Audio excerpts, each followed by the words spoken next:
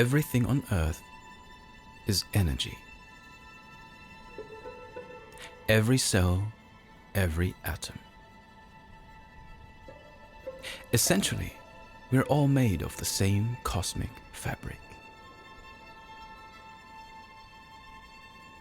Nikola Tesla once said, "If you want to find the secrets of the universe, think in terms of energy, frequency, and vibration."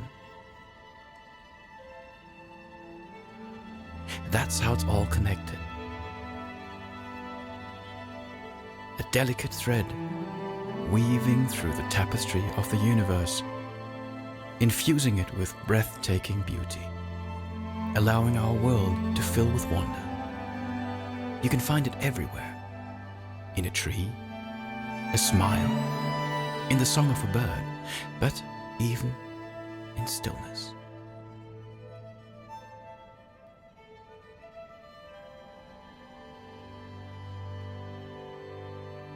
That's what I call the art of being one.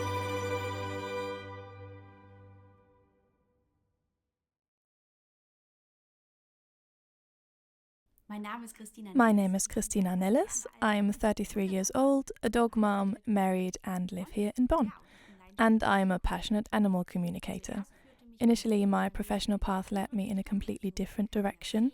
For about a decade, I worked as a business psychologist and systemic consultant for organizational development, focusing on communication skills and asking good questions.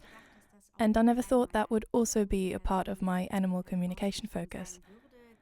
And after volunteering in animal communication for about 1.5 to 2 years, I eventually pursued it as a career path.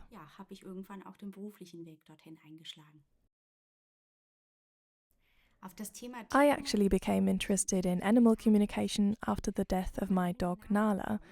I felt the urge to explore the topic: is she still here in some form? Is her consciousness preserved in any way? And then I came across the topic of animal communication. I wanted to try it out myself and was amazed that it worked. There is actually a lot of scientific research on animal communication, but there is even more research on the topic of consciousness. This is very useful because animal communication is nothing but telepathy, which means a mental communication from one consciousness to another, which in the case of animal communication is specialized in animals. And it is very helpful to scientifically engage with the topic of consciousness to better understand its background.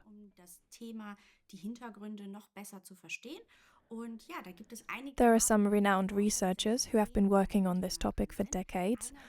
One of them is Dean Redden, who deals with extrasensory perception. He has conducted studies on this at Stanford and other elite universities and has also investigated telepathy for the US government. There is the researcher Larry Dossey, a physician who investigates the mental influence on healing processes and establishes very interesting and clear connections between our consciousness and the matter in which we exist. There is also Julie Beischel, who collaborates with mediums and investigates how consciousness can actually be proven through the medium's work, thus proving that it survives death. And there is another interesting researcher, Jeffrey Long, who explores near-death experiences and has conducted fascinating studies for 30 to 40 years that show the actual continuation of our consciousness and show many connections in near-death experiences.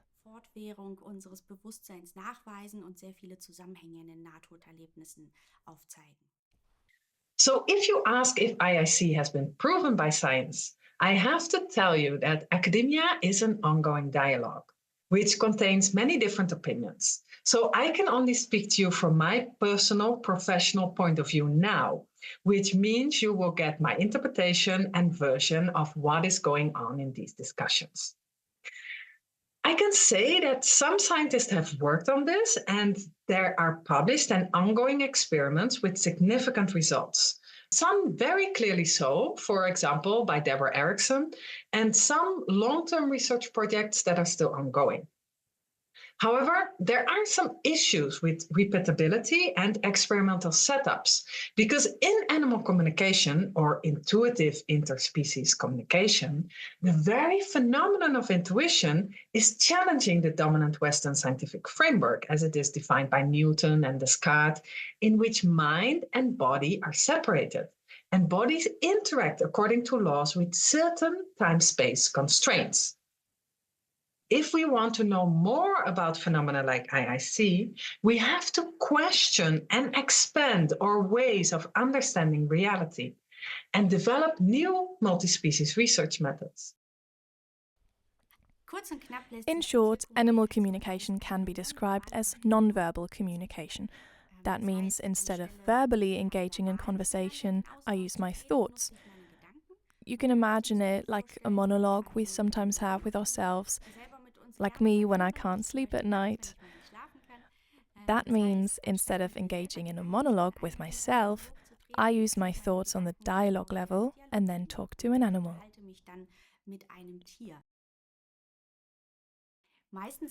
Most of the time in animal communication, I'm booked by clients for working with their pets.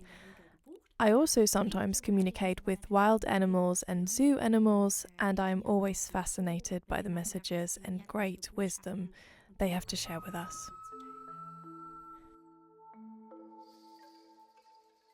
Malaika, do you have a role here in the zoo and generally in this life? For me, it is important to be with this bonobo group here at the Cologne Zoo and to bring in fresh ideas and new perspectives. And in that, I see a significant task for myself to provide impulses, to open up perspectives, and to mediate when necessary. Did you actually choose to live in captivity? I could have chosen the wilderness or a completely different form of life, but I didn't. I knew what I was getting into even before I was born. I wanted to experience the dynamics and interaction of a community within these conditions or this different form of life. And I find it beautiful to be so close to humans, because I believe that we, as well as humans, can give valuable impulses and they can learn a lot from us for their own coexistence. And not just because we are monkeys, but because a lot connects us in general. How do you feel about the fact that humans biologically descend from apes? Well, that's mainly human interest in human biology, because fundamentally we all share a lineage. But yes, our physical makeup may have many parallels, and I hope that it positively influences the closeness between human and animal species. What do you think about the lifestyle and diet of humans? I think that the human way of life is often characterized by rediscovering things or doing certain experiences despite or precisely because of something. This often involves limitations, and these limitations are a deliberate part of the experiences and often consider different meaning than one might initially assume. Regarding the human diet, I perceive a detachment in many areas. By that, I mean the connection or harmony with what is being eaten. However, I do not wish to judge this detachment, but see it in many cases as part of personal life experience. Do you believe that we humans will eventually manage to be more in harmony with nature? The spiritual part of humans is always in harmony with nature. The human life experience or mission is often associated with returning to one's own origin and finding belonging, which can manifest and be lived out in various ways. As for the rest, it's not for me to judge, as each life path, each life mission is individual, and that's okay. What do you think about humans increasingly destroying nature and thereby diminishing the habitat for animals? Nature fundamentally serves its inhabitants as well. Using or consuming things is not always bad or destructive, but I believe that good stewardship of what surrounds us is the key. Regarding the diminishing habitat, I see it in a similar way. Consideration and interaction with each other are of higher importance than the quantity of habitat. Are you sometimes angry about how humans treat nature? No, I'm not. I like to look at things from a broader context, and I believe that anger is rarely the right path. Bringing more anger into the world doesn't make the world better and only contributes to a negative cycle. I especially want to emphasize again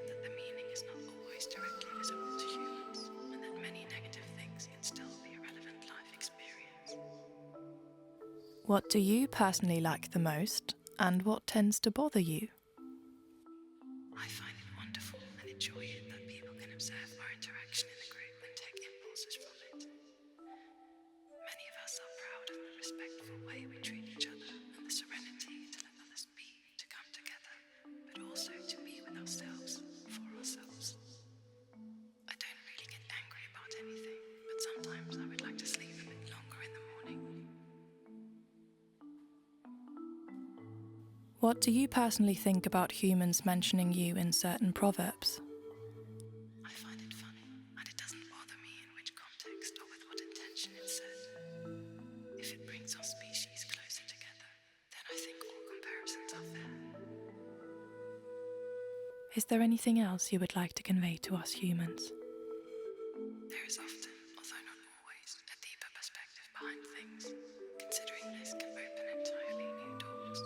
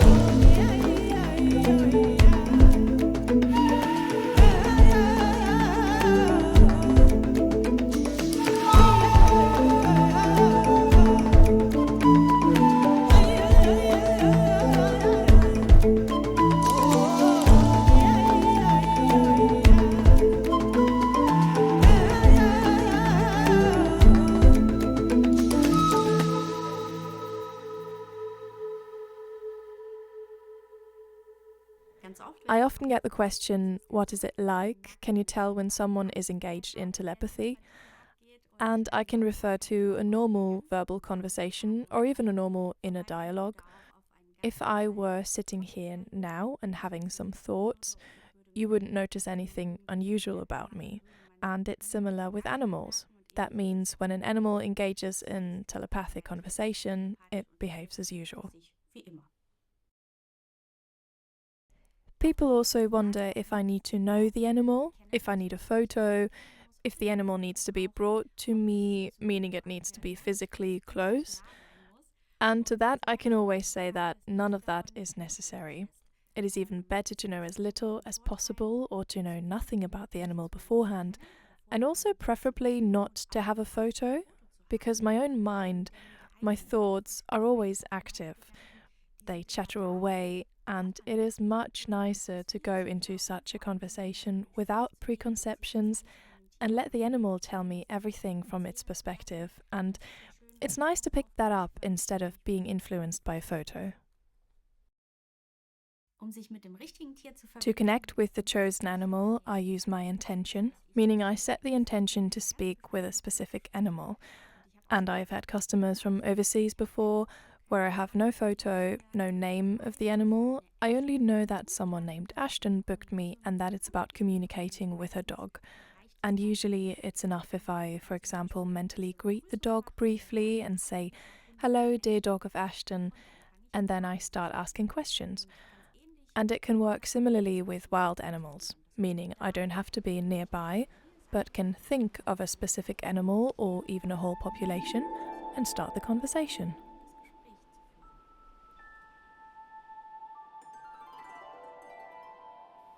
Does your species have a special purpose here on Earth?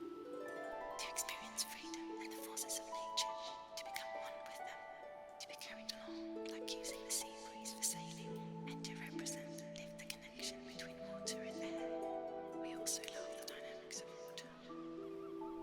Do you personally have an individual purpose for this life?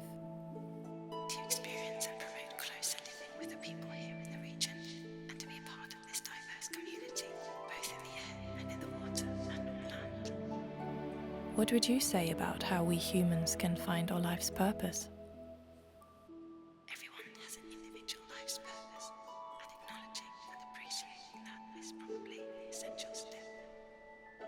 In the end, it's always about life experience, and even experiences that humans may not have chosen for themselves can be valuable in terms of learning.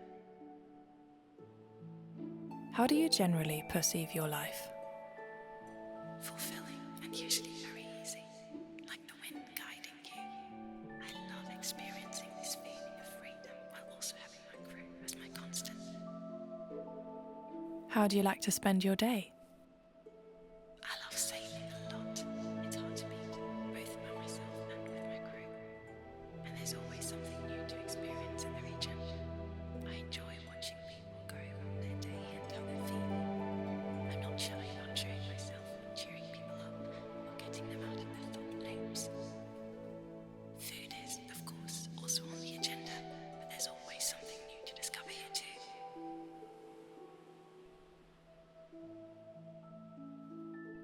Has it become more difficult for your species to find food?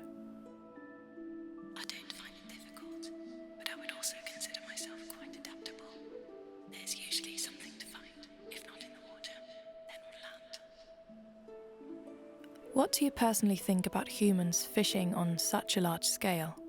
I think nature is fundamentally there for everyone, and it's up to humans to fish as they wish. In the animal world, as in nature, everything is utilised, and only as much is used as is really needed at the moment. Therefore, I consider respectful handling to be crucial. How does flying actually feel? Great. It feels like real letting go. I feel one with nature when I hoist the sails and let the wind carry and guide me. Do you personally feel free? No one is truly unfree when you consider life in a larger context. Each of us has chosen to enter our own life, and humans also plan a lot of their lives. So, personally, I strongly associate freedom with being able to pursue what one has set out for their life, whatever that may be. Do you think about the past and also the future? Mostly not. Of course, I have to remember things occasionally, like when it comes to food, for example. But living in nature mainly means being in the here and now, being part of what's happening. Occasionally, just letting yourself be guided is also part of living in the moment. Do you ever reflect on your own past actions, or are there perhaps even things you regret? I reflect differently than humans do. Mostly, I reflect at the moment of a particular event or immediately afterward, rather than later. I usually only deal with past things if there's a specific reason for it in the here and now. And instead of regretting, I accept the experience as it is. Do you have any advice on how we humans can live more in the moment? I do notice with humans how much they mentally move in the past or future. Acknowledging these circumstances and considering what one actually wants to focus on would be a good basis, I think. How do you perceive us humans? Often very thoughtful is the first thing that comes to mind. Probably because it contrasts so much with the drifting that I enjoy so much.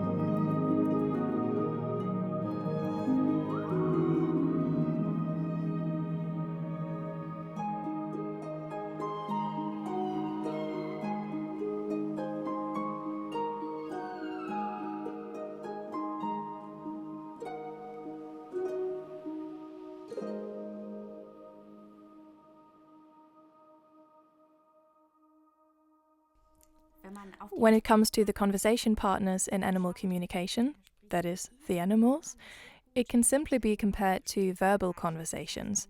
That means my conversation partners are sometimes more talkative, sometimes less so. Rarely does it have to do with them not wanting to, because most of them are happy to engage with me. How much they enjoy it depends on the individual and how the individual is as a being, but also on the situation, how urgent this conversation might be or not. And in terms of the being, I perceive conversation partners who make their statements clearly and distinctly, and then there are others who are more sparing with words or talk non-stop. Really, everything is possible.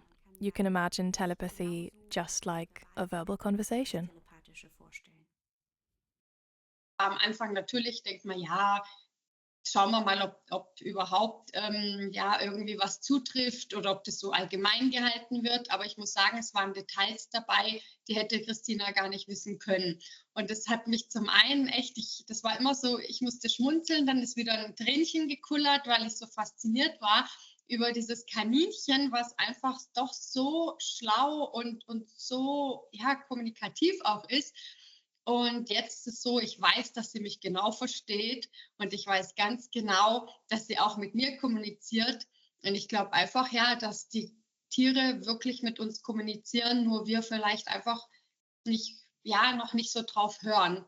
Ich habe das dann auch so ein bisschen in meinem Freundeskreis und in der Familie erzählt und da merkt man schon, die denken, was will jetzt die? Und Tierkommunikation und Kaninchen, ich glaube, da denkt jeder, ja, genau.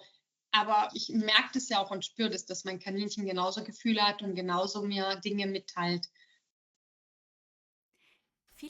Many people primarily think of mammals when it comes to animal communication, or it's easier for them to imagine it in those cases, but it actually works just as well with insects like ants or perhaps with snails and other small animal species, because telepathy knows no bounds and is actually possible from consciousness to consciousness, regardless of the species.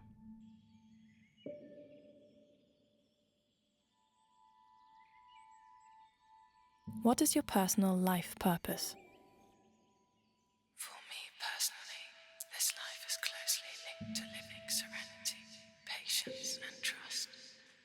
I follow what nature unfolds for me, not only in terms of what occurs, such as food and weather conditions, but also when it happens. However, I do not feel helpless at all. I have chosen this life and feel great confidence in it, standing in close connection with what surrounds me. This trust and the waiting attitude every day make me feel that I am part of something greater.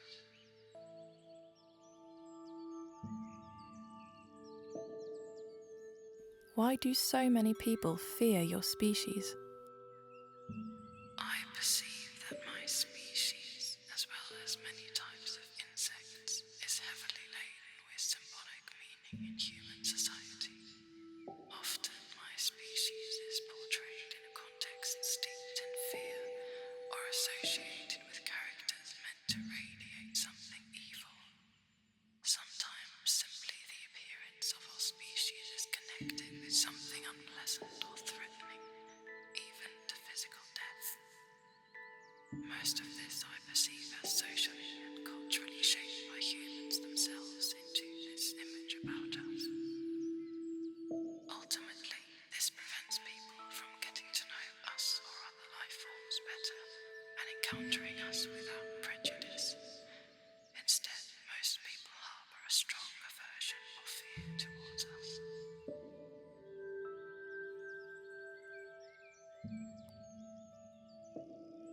How could we humans overcome fear? I perceive that aversion or fear is not only fueled by the human-made image of us, but also that estrangement or lack of closeness to our species and often to nature in general contributes another essential part to fear. I think that this estrangement ultimately poses the greatest obstacle for people to overcome prejudices or the negative image about us. A sincere openness to engage with us and get to know us personally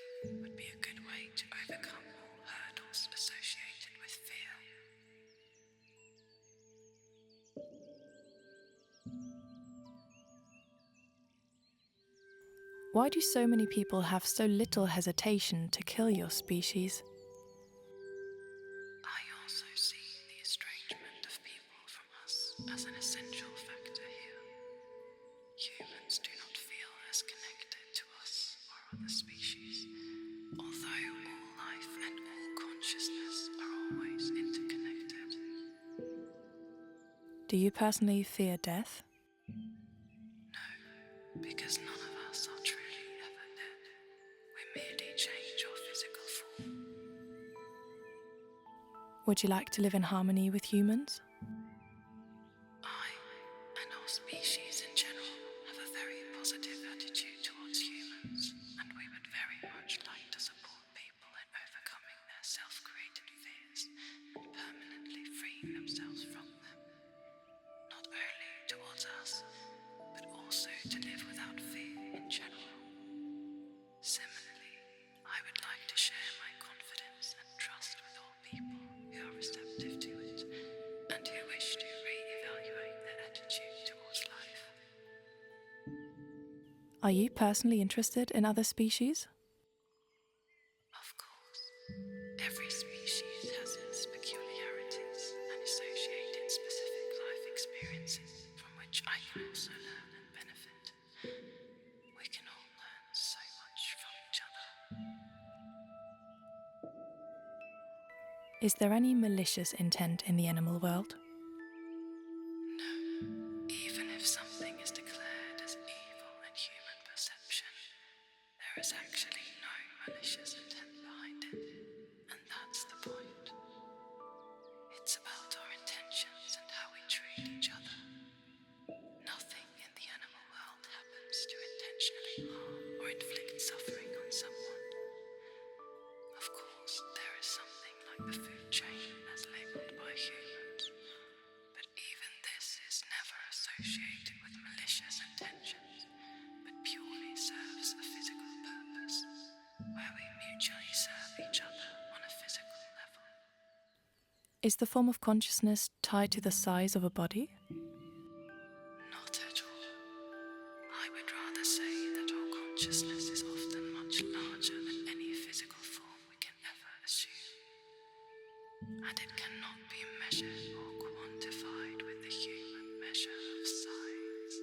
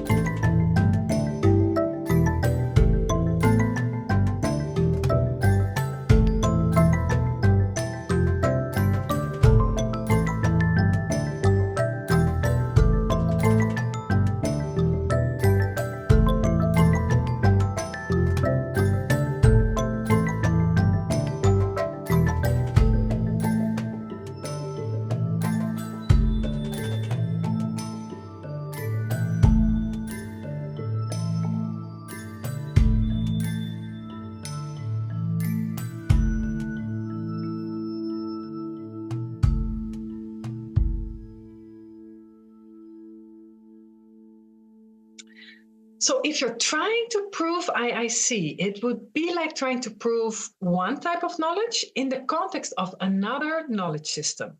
Simply said, in a knowledge system that is relational, like many indigenous knowledge systems, all is entangled, and intuition is self-evident.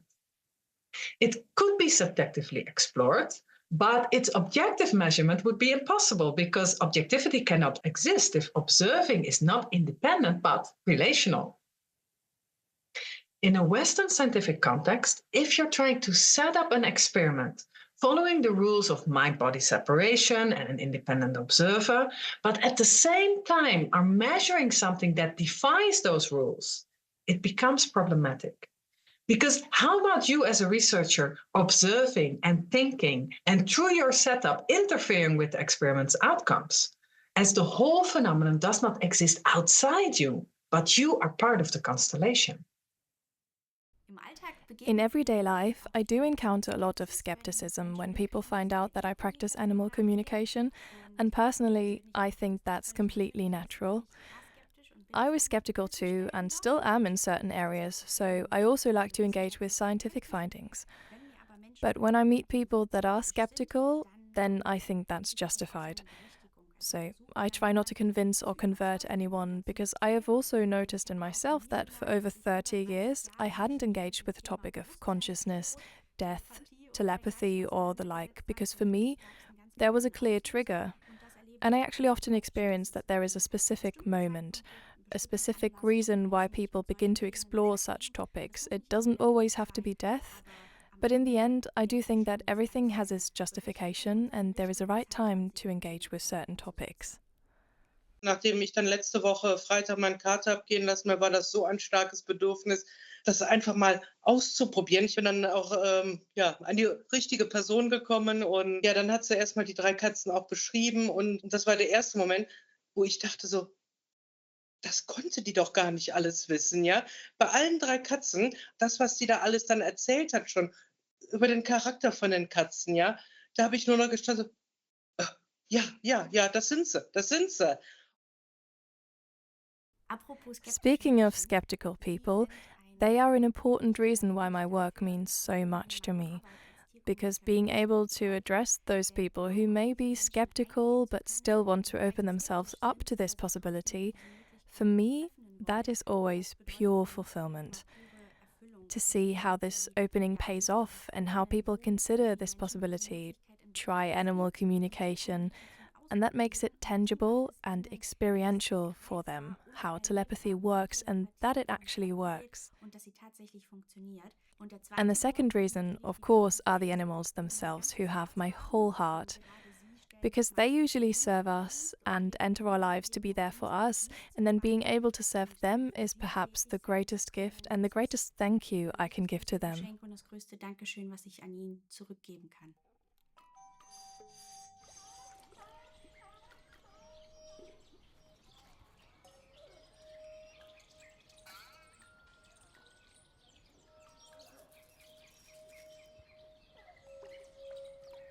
How do you perceive your life in the zoo?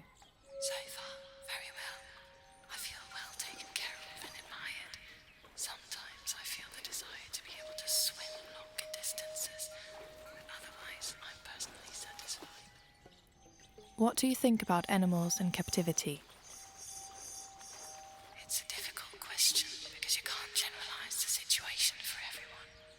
At least regarding this zoo, most of us like it here. People often think we've been brought here against our will, and for some of us it may feel that way, but most of us have chosen this. In circuses, I perceive it as more stressful for some animals than it is for us here. But even there, many animals feel it's their time to shine, and the majority appreciate having a task or even a job.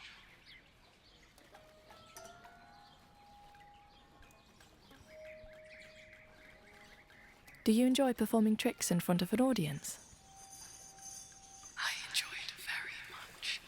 I see so many shining eyes.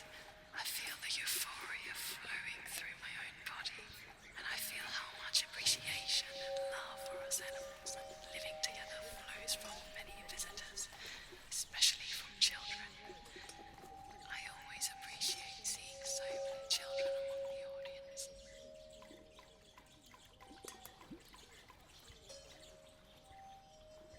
Would you still perform tricks if no one was watching and you didn't get a reward for it? Probably not to the same extent. I would still occasionally like to engage in various activities with our trainer because it's just fun to interact with him and we have a close connection. But having an audience and impressing them is very important to me. As for the reward, that's a given, isn't it?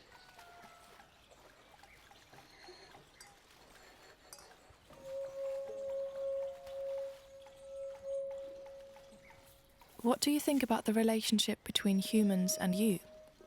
I enjoy being surrounded by people who admire me, and I think that zoo animals, like our human counterparts, significantly raise awareness for the animal world. It's important to me to promote enthusiasm, empathy, and recognition for our species, as well as for animals in general, and to strengthen the bond between humans and animals. Would you say that humans in zoos, circuses, or other animal parks are demanding towards the animals? I don't think demanding is quite the right word.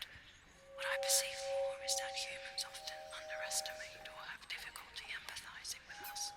As a result, they sometimes approach us here with wrong or inappropriate expectations. Personally, I rarely feel the behavior of humans as demanding, but I know I tend to handle it calmly.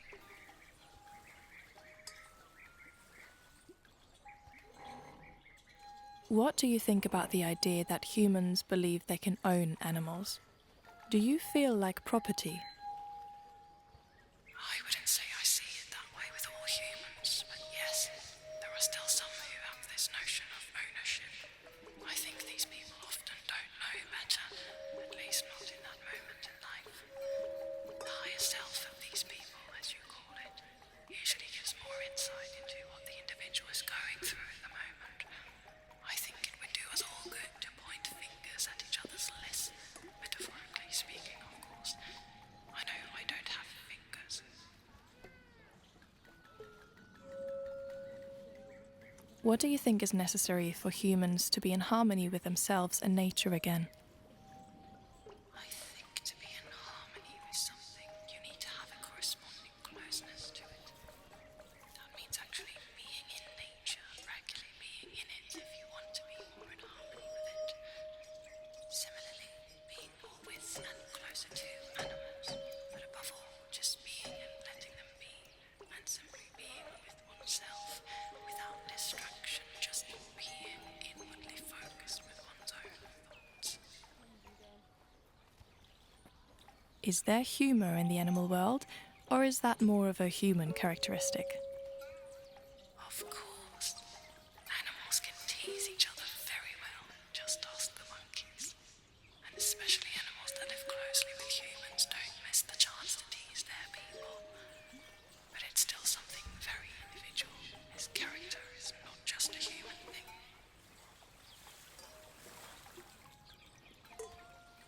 How could we humans find more joy and happiness in life again? Promoting curiosity and openness to other forms of consciousness to realize that we are all connected to everything. No one is truly ever alone or separated. Realizing this connectedness can move a lot of essential things for people.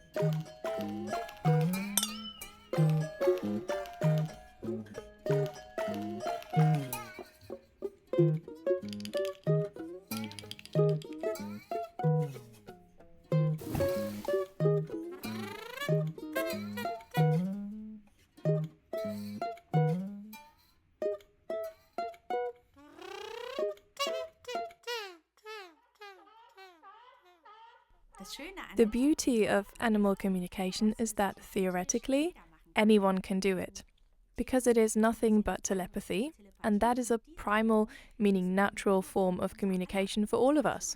Thus, theoretically, anyone could use it. And how well we can use telepathy often depends on how much we get in our own way. At least I like to call it that. And when it comes to getting in our own way, it's mainly our own mind that keeps chattering away, criticizing us and making us insecure. And if we can overcome this point despite the uncertainties and open ourselves to the thoughts coming from outside, then telepathy works very, very well and is available to all of us. Nevertheless, I observe certain differences here and there among customers who are learning it, and I sometimes compare it to learning to play an instrument, because anyone can learn to play the guitar, for example. Not everyone might become a world-famous and highly talented guitarist.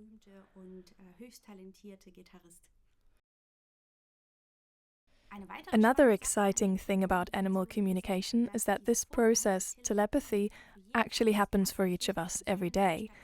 Whether we notice it consciously, whether we want it to be true, whether we like it, it actually always happens. And we can observe this very well in moments when we suddenly think of something we hadn't thought of before, completely out of context. Then the likelihood is relatively high that it's a message, information, or assistance from another consciousness surrounding us. That means telepathy unconsciously happens for each of us, and if we want to perceive it somewhat more consciously, then we can put some effort into it and simply work on real cases, getting feedback on what we perceive.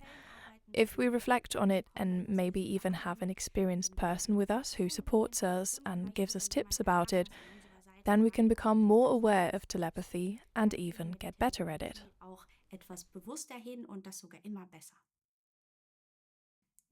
Speaking with physically deceased animals doesn't feel any different at all, because physical existence has absolutely no impact on the process of telepathic communication. What I often notice, however, is that the animals themselves enter the dialogue with a different attitude when they are not in physical form. I often experience them as somehow lighter, perhaps a little more alive. They are also usually in a very good mood, which doesn't mean that they can't embody all of this in their physical existence, but I simply perceive an above-average presence of these qualities when they are no longer physically there. And what I find particularly exciting personally is speaking with deceased animals of which I somehow hear about in the news, perhaps when a whale has stranded or another animal has died. Then I am very eager to learn more about it, and then I like to engage in a conversation for myself. Why do whales beach themselves so regularly? There is no general answer to this question, but many of us strand due to disruptions in our orientation caused by external factors. A few of us actually strand to signal a message. In my case, both of the mentioned reasons apply. I was well aware of what I was getting into and consciously chose a prominent location for my endeavour. Some of us have only recently become disoriented, and I needed to make a statement here, hoping to raise awareness and fuel discussion about the underlying issues.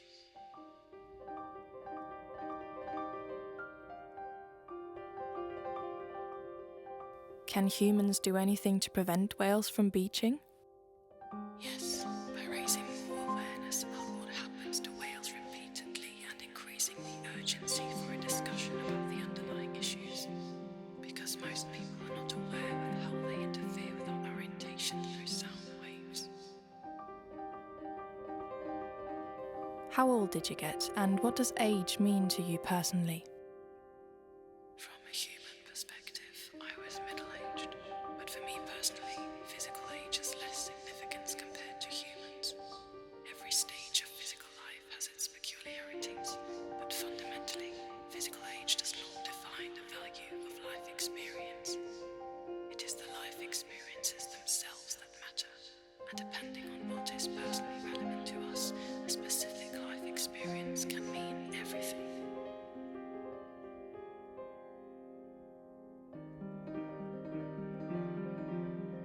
Are there differences in intelligence between different species, or is that just a human fallacy?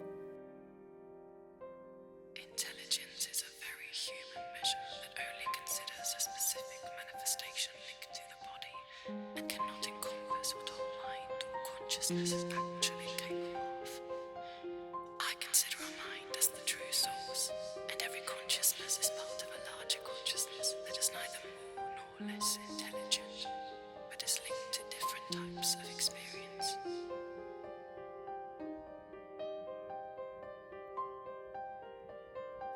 Does every animal have emotions? Of course, every animal has emotions. We are all consciousness, regardless of our species. Emotions shape our life experiences significantly, allowing us to fully experience them. Why do some whale populations continue to decline?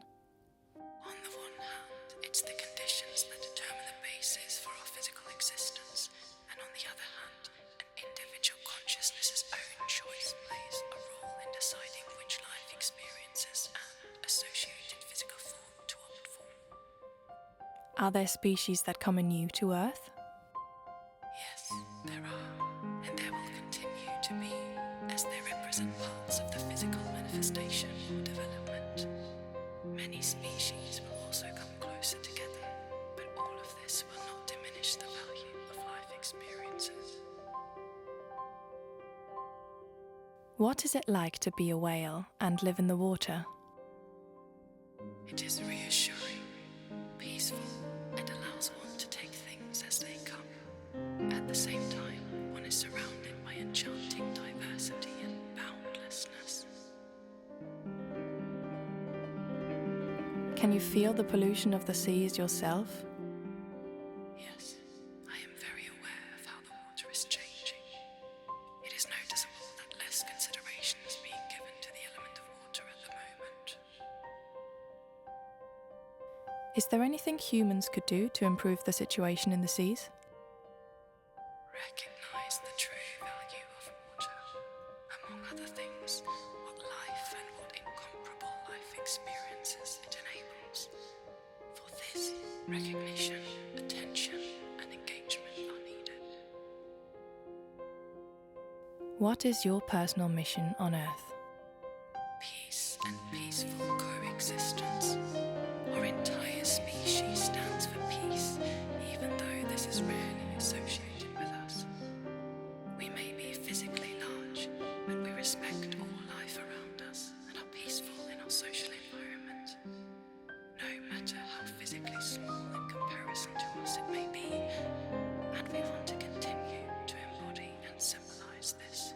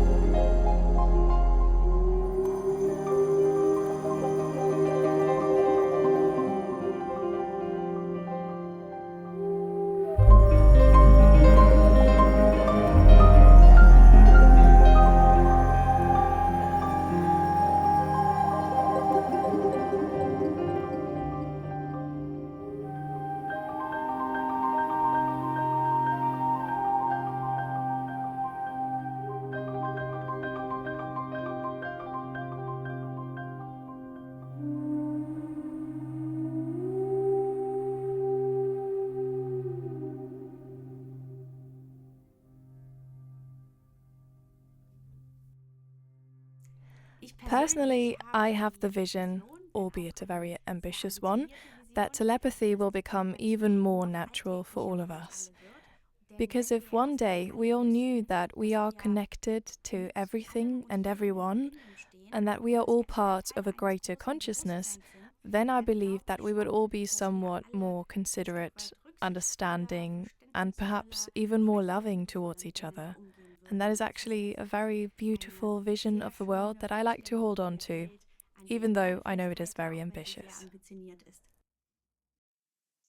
In the scientific world, we are in the middle of an ontological and a species turn, which can be most strongly felt in the social sciences, but actually aim to affect science as a whole. Now, in the ontological turn, it has been proposed that there were and are many other ways of understanding and experiencing reality. So these are very varied, but many do not consider humans as the only conscious and thinking beings in the world, linking back to the species turn here. But they consider animals, and some even see trees, stones, mountains, forests, the water, the earth, all sorts of other beings as having agency. Furthermore, they do not define the world from this opposition between nature and culture, mind and body, the objective and the subjective, facts and values. Instead, they are often seeing this as a relational world, in which all that exists is conscious and affects each other, not only materially, but also through thought. Because consciousness, thinking, and being cannot be separated from each other.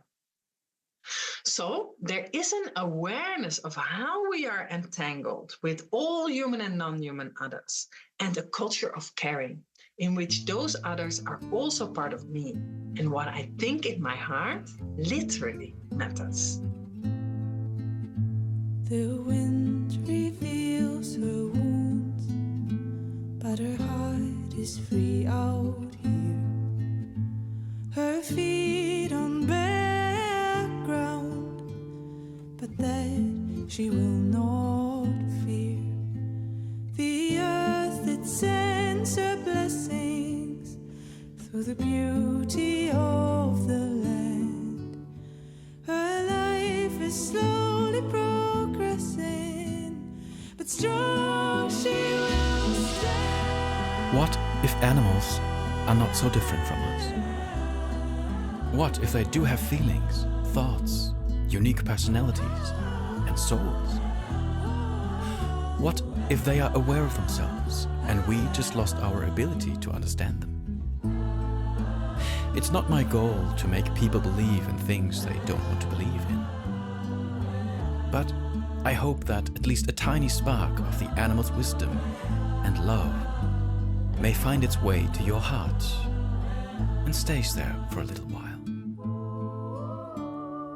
Maybe the next time you'll see an aerial silk artist, you'll remember the elegance and the encouraging words of the spider, or think of the joyful heart of the sea lion when the clown brings a smile to your face.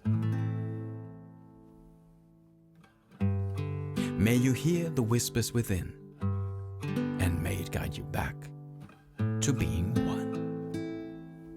Once upon a time,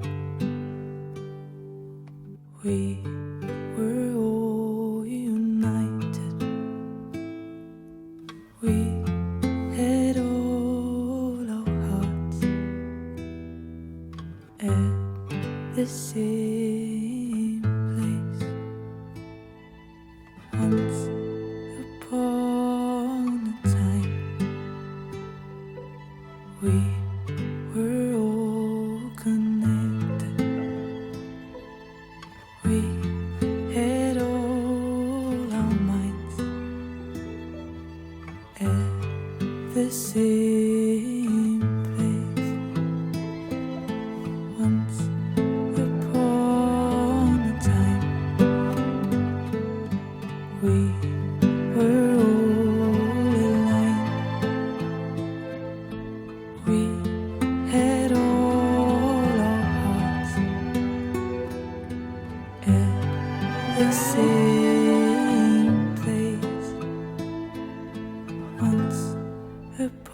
upon a time we were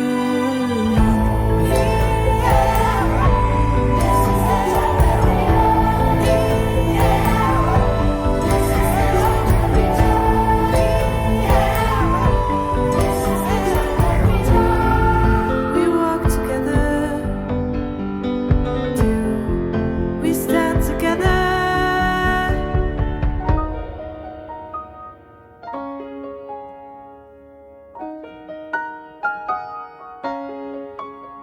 When the lines all meet in the heart of love's creek, there will be peace.